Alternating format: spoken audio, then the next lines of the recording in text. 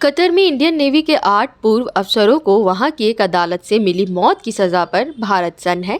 Agency report के मुताबिक Qatar ने नौसेना के इन अफसरों पर इजराइल के लिए कथित रूप से जासूसी का आरोप लगाया है। कतर की अंग्रेजी वेबसाइट अल जजीरा के अनुसार इन अफसरों पर कतर के सबमरीन प्रोजेक्ट से जुड़ी कई जानकारियां इजराइल को देने का आरोप है। हालांकि कतर की सरकार ने ये नहीं बताया है कि नौसेना के पूर्व अफसरों पर लगे जासूसी के आरोप किस किस्म के हैं।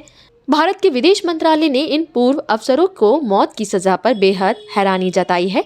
विदेश मंत्रालय के अनुसार भारत की सरकार इन अफसरों को सभी संभव कानूनी विकल्प मुहैया कराने पर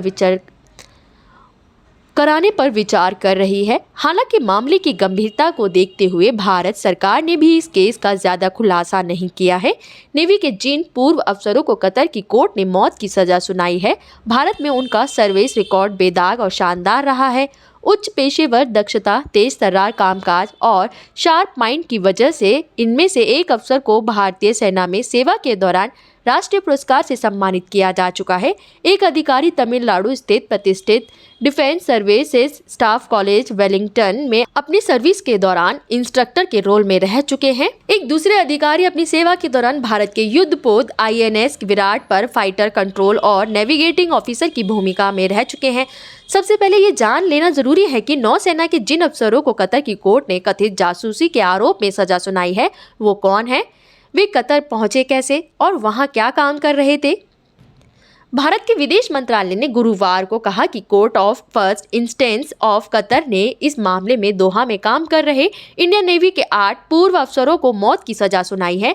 बता दें कि कोर्ट ऑफ फर्स्ट इंस्टेंस वो अदालत होती है जहां किसी मामले की पहली बार सुनवाई होती है। इन अफसरों में captain Navtej Singh Gill, captain Saurabh Vashisht, captain Virendra Kumar Verma, commander Purnendu Tiwari, commander Sugunarkar Pakala, commander Sanjeev Gupta, commander Amit Nagpal, नाविक रागेश शामिल हैं। समाचार एजेंसी PTI के अनुसार ये नेवी में काम कर चुके इन सभी अफसरों की भारतीय नौसेना में बेदाग पारी रही है। इन अफसरों ने नेवी में 20 साल तक काम किया है और महत्वपूर्ण पदों पर रह चुके हैं।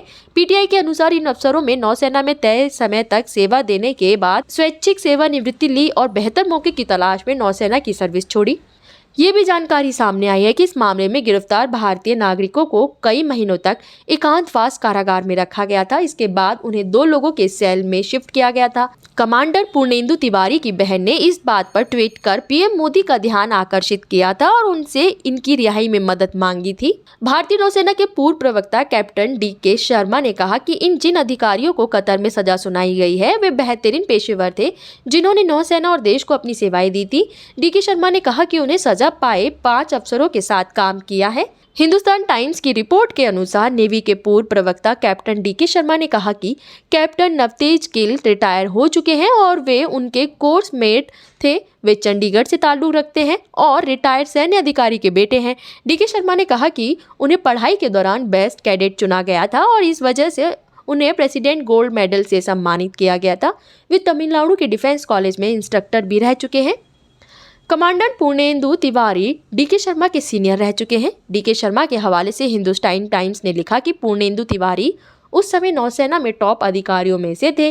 वे नेविगेशन ऑफिसर थे और उन्होंने युद्धपोत INS मगर को कमांड भी किया था। विदेश में भारत की साफ सुथरी छवि प्रस्तुत करने के लिए 2019 में कमांडर पूर्णेंदु तिवारी को राष्ट्रपति रामनाथ कोविंद ने प्रवासी भारतीय सम्मान 2019 से सम्मानित किया था। ये सम्मान उन्हें कतर की नौसेना की क्षमता बढ़ाने के लिए दिया गया था। Commander Amit Nagpal, commander SK Gupta और कैप्टन BK वर्मा सभी नौसेना से रिटायर हैं। DK शर्मा के जूनियर रहे हैं।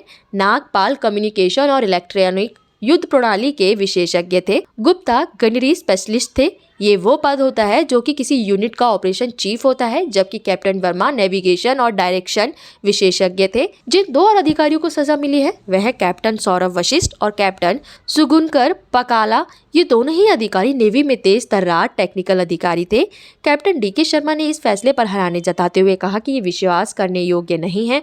मुझे विश्वास है कि सरकार इन अधिकारियों की सुरक्षित रिहाई के लिए हर मुमकिन कोशिश करेगी।